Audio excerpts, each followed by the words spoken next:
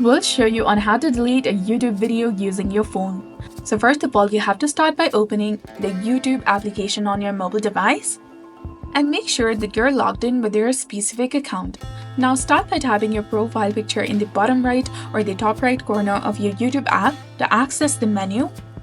If you're on the same page as me, click on your name at the top to go to your channel.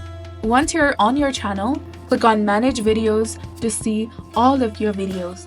You can filter them at the top if you'd like. Select the video you want to delete. Then click on the three dots in its top right corner.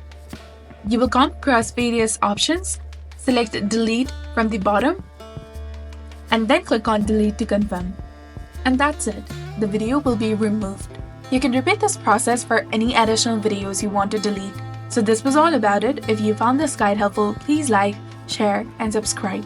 Thanks for watching.